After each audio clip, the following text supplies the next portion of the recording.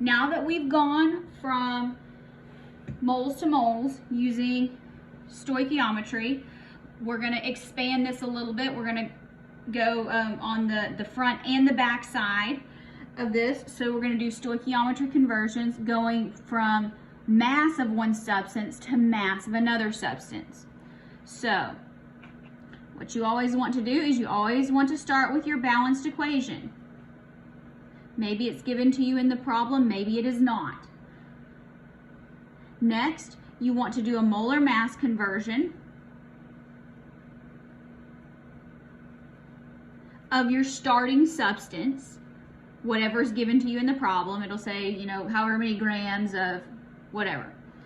So I'm going to call this substance X. Then you're going to use your stoichiometric ratio, which I'm going to call it your mole-mole ratio, which is what we just did in the rate ration ratio. And then you're going to do a second molar mass calculation, or conversion, for your second substance, which is what the problem is asking you to find. So let's give this a try here. Again, the concept is the same. We're just going to go from grams to grams instead of from moles to moles. You know how to do this. So here, this is our equation for photosynthesis, if you're in biology. So our plant is going to consume 37.8 grams of carbon dioxide in 1 week. If there's enough of everything else, what mass of glucose in grams will the plant make?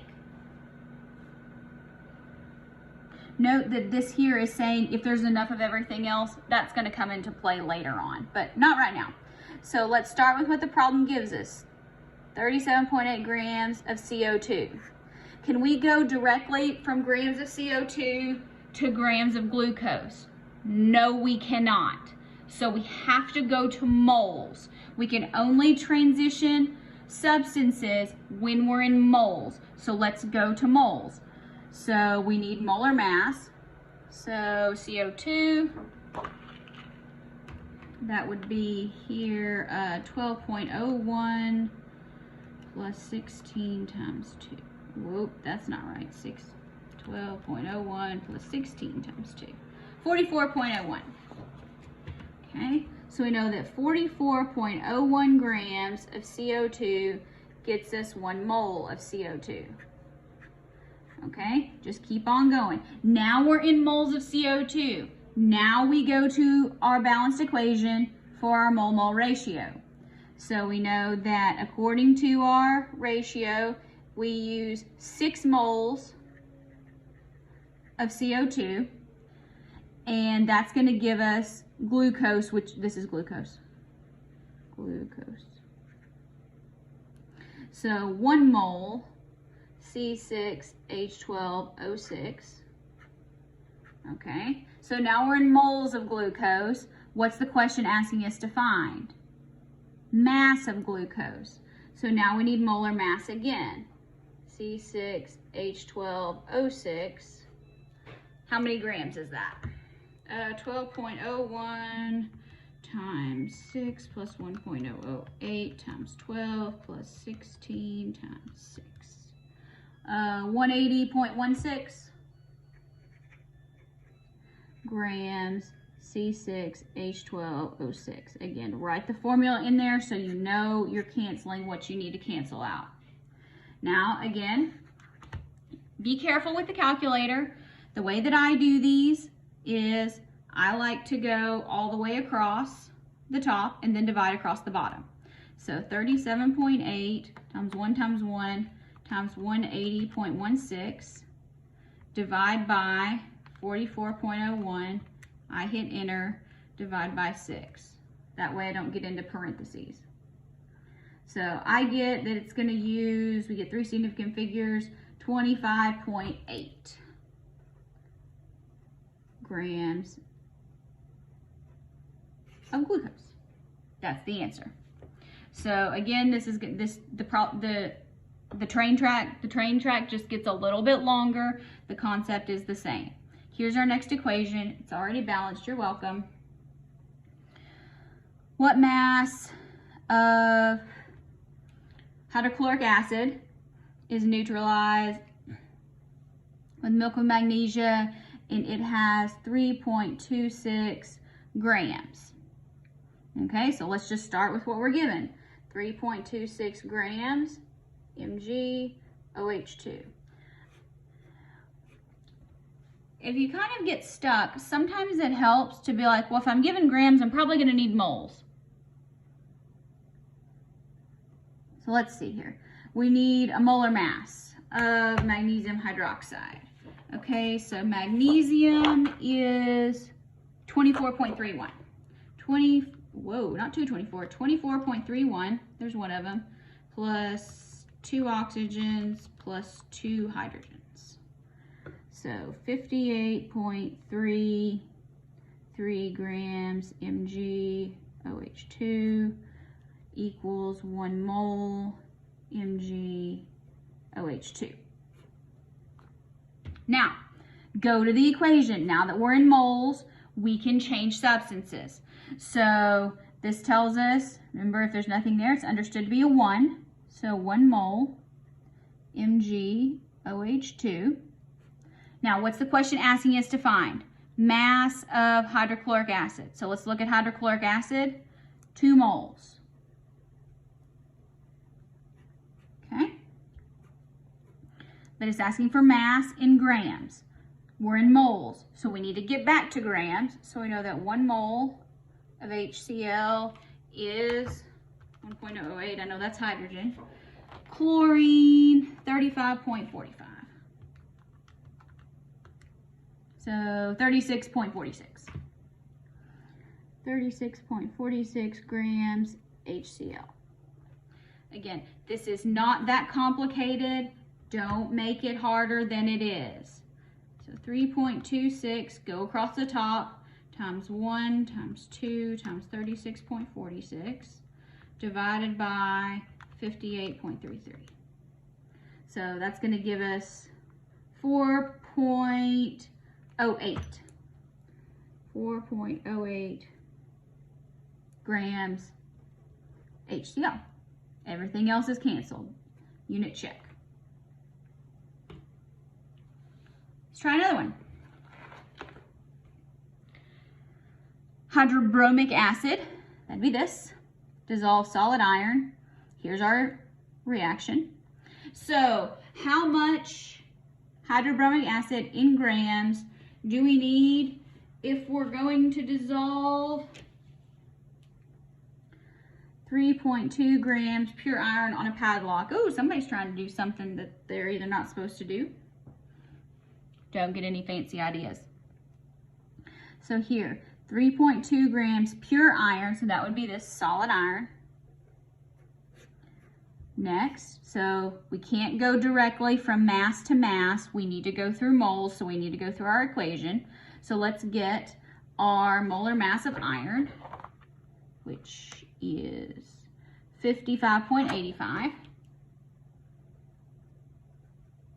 grams of iron, 1 mole iron. Now we're in moles. Let's go to the equation. 1 mole of iron is in the equation.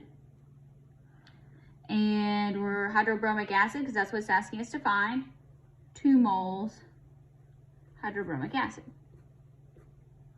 Now, how much does 1 mole of hydrobromic acid weigh? It's a great question. Let's find out from our periodic table. We know that hydrogen 1.008, bromine 79.9, 80.91. 80.91 grams HBr. All right, so let's give this a try. Multiply across the top, 3.2, 2, 80.91, divide 55.85. So 9.27 grams HBr. I should probably round that to 9.3 for significant figures. There we go. Now, using the same reaction, what mass of hydrogen gas would the complete reaction produce? Okay, so again, we're starting with 3.2 grams of iron. We've already done some of the hard work, so just copy it down. Don't need to look at that again. Now let's look at our equation. 1 mole of iron, still, and 1 mole hydrogen gas. And now we go back to mass. Hydrogen gas, H2, not mercury. So that would be 1.08 times 2, 2.02. 2.02 grams of hydrogen. Look at that. Beautiful. 3.2 times 2.02 divided by 55.85. So not a whole lot. Two significant figures, 0.12. 0.12 grams of hydrogen.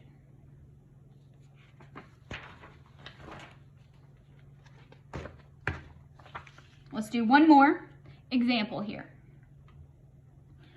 It's already balanced. You're so welcome. Number of moles of carbon dioxide produced. This is going to be a little bit different, but so it's a little more complex, but you can figure this out. When we're using 8.75 milliliters of methanol, and here it gives us the density. All right, so start with what you're given in the problem, the concept here. 8.75 milliliters of, this is methanol, CH3OH. Now, we need to ultimately get to moles. We're in milliliters. Can we get directly from milliliters to moles? No. What else are we given in the problem that has milliliters in it? Density, that's right. Good, so the density of methanol is 0.79 grams per ml. Remember now, when we use density and things, we need to make our horizontal fractions vertical fractions. So mLs goes in the bottom, and 0.79 grams of methanol, CH3OH. Okay, so now we're in grams. Hey, we can do this now. We can go from here. Grams of methanol. Now, how do we get from methanol to CO2? We got to use moles. Are we moles? No, not yet. Let's get to moles. Carbon is 12.01, 1.008. There's 4 of them. I'm just doing it like that. If you want to do 3 and 1, that's fine. Plus 16. So 32.04 grams methanol is 1 mole methanol. Okay. Now, we're in moles of methanol. What do we want to do next? The question is asking us to find number of moles of CO2. How do we get from methanol to CO2? If you said, Dr. B, we go to the equation, you are correct. How many moles of methanol are in the equation? 2. So 2 moles methanol is 2 moles of CO2. Somebody here is going, that's a wasted step. It's not a wasted step ever, because you're changing substances.